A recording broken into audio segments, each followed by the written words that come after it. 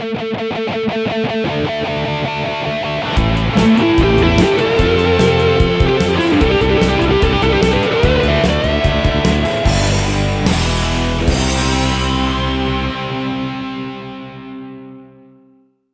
welcome to a new episode of Geek Lunch. I'm your host Chris, as usual. So we're heading into late September, and here in Blighty, winter is setting. It's absolutely chucking it down outside, so hopefully the rain isn't being picked up on the microphone too much. And I thought that for today's episode, as Alien Romulus is still doing well at the box office, over $330 million so far against a budget of $80 million. So expect to see a bunch of sequels and spin-offs to that. And there's a comic book prequel to Romulus, which is coming out in October from Marvel, which I think is explaining, giving a bit of the backstory of how they find the alien floating around in space from Nostromo, and presumably how it then wreaks havoc aboard the Romulus space station. So what I thought we'd do in this episode is have a look back at the original movie comic book that was released. And if you like this video, don't forget, hit the thumbs up, helps us out a great deal, helps the video get seen by a lot more people. And if you're not already subscribed, why not smash that subscribe button? It costs you nothing, but again, so it really helps us out. So yeah, first of all, what we will do is we'll look at Alien, the illustrated story, and then we will look at this absolute beast, which is sort of the original art version. But I'll put that aside for 1 second. As I say, Alien, the illustrated story, published in 1979 by Heavy Metal, and it totals 64 pages of face-hugging, chest-bursting, glorious alien fun. So it was written by Archie Goodwin, who was Marvel's editor-in-chief, I think, for about a year during the 70s. He also most familiar to me as a writer on all those classic original Star Wars comic books that we got from Marvel back in the late 70s, early 80s. The art is by Walt Simonson, who also did some Star Wars stuff, but is best known for his run on Thor. And as I said, Alien Illustrated Story was published by Heavy Metal magazine in June of 1979, and it was the first comic to ever appear on the New York Times bestseller list. And it is an absolutely fantastic adaptation of Ridley Scott's movie. Goodwin was able to work from the original script, and Simonson got to actually go and watch a rough cut of the movie and was given a load of production photos as well to produce the art from. So what you end up with is a pretty faithful adaptation of the source material and some great character likenesses, and it's all sort of wrapped up in that glorious sort of gaudy colouring that we got back in 1970s comic books.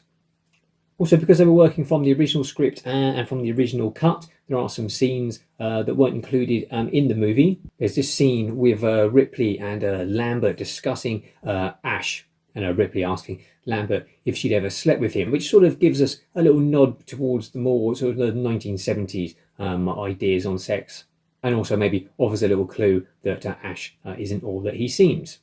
There's also a little scene where the alien has sort of folded itself down almost to look like a sort of compact box, just as Ripley's trying to get onto the Nostromo lifeboat.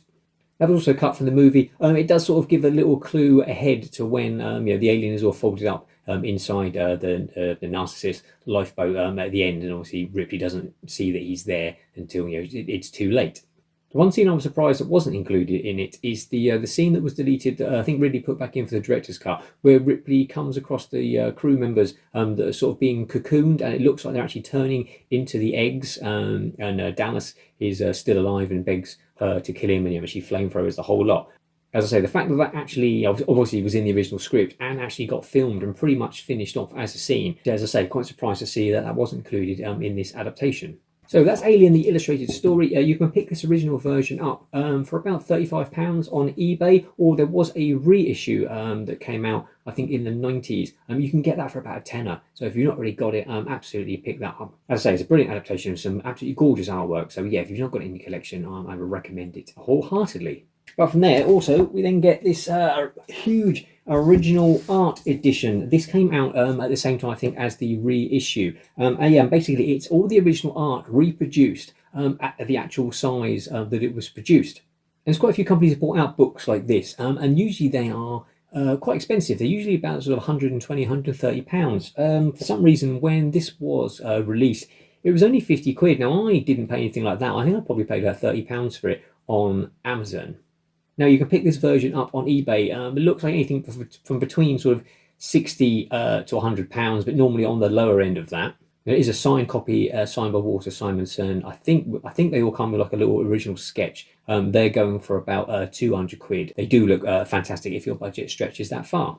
Yeah, these original art editions of comics are fantastic. If you love comic book art, to see it reproduced at the the original size, and you can see some of the pencil work. You can see where they've used correction fluid, where they've changed things around. And some instances, I think here you've got coffee stains and things sort of speckled across the pages as well. Quite often in these types of books, you literally just get the artwork as it was produced. Obviously, the lettering was put on afterwards. For this Alien illustrated story, they have actually put all of the dialogue in as well. And then there are some supplemental materials as well. At the back, you've got some tryout pages of Walter Simonson's work, presumably produced to get the okay from 20th Century Fox for them to work on the comic. You've got a mock-up of the original cover done with marker pens, and then you've got the whole of Archie Goodwin's original script included as well, which is a really nice touch. And then there's an interview with Walter Simonson himself at the end. So there we go, Alien the Illustrated Story. You can pick this original up, I say, for about 35 quid, or a tenner for the reprint, which is an absolute bargain. I absolutely recommend getting this original art version, which is absolutely glorious to just pore over and see all of Simonson's glorious original inkwork. So hope you liked the video. I will probably do a review of the Alien Romulus prequel comic when it comes out as well. So thanks for watching, take care, until next time, eat geek and be merry.